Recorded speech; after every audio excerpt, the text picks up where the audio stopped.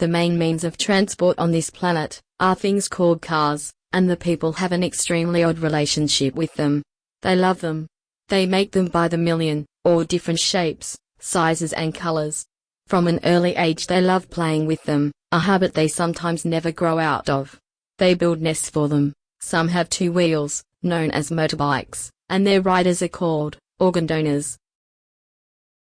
Some, called Mr. Bean, have 3 wheels, most have 4, and, occasionally, 6. They seem to take great delight in getting these vehicles as dirty as possible, for no other reason than they enjoy cleaning them. Some people like to look after their own cars, though they despair when other people have to maintain them, even when they are not working properly.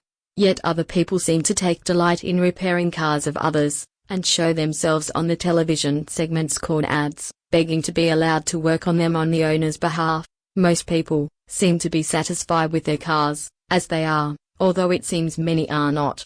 They make modifications to their cars, in the belief they know more about them than their designers do.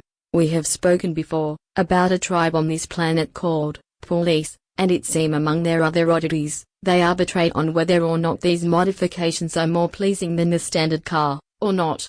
If they don't think that they are, they make them put them back the way they were. They are not unkind, telling the driver they are fine, and give them a ticket to something as a consolation prize, while these ads show people devoting a great deal of time and effort, cleaning, polishing and modifying their cars. The enigma of the love-hate relationship continues as other ads and longer shows depict cars crashing into other cars and objects, usually done so intentionally by their drivers. One of our observers, though, denies this.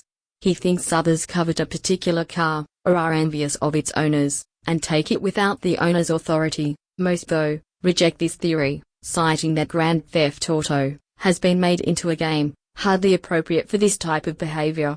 Our experts also point out that not all cars are owned by their users, instead being owned by someone called finance, or taxi, or Hertz. Hurt means pain, so perhaps the users of these vehicles felt hurt because they cannot own a car themselves.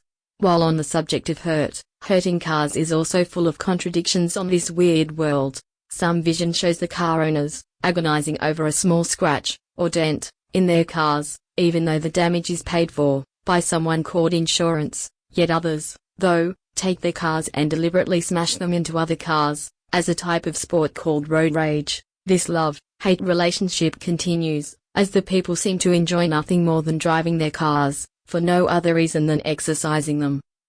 At exactly the same time, though, these pleasure trips for adults are used as punishment for the recalcitrant children, who are forced to sit in the back of the car and be bored. These drives seem to happen most often in a place called Sunday, and although they are driving without really going anywhere, they occasionally gather in large, stationary groups to blow their horns and apparently eat preserves.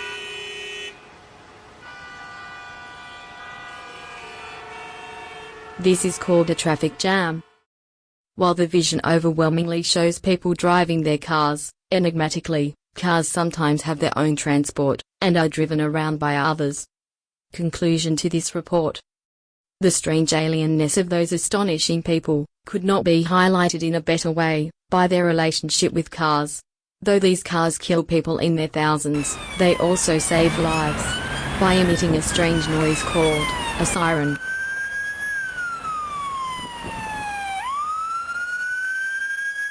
They seem to do what they can to ruin their cars, but also lavish so much attention on them. Some cannot even bear to be without them, using them as boats, furniture, and they have even attempted to send them into space. Some have even tried to take them with them when they die.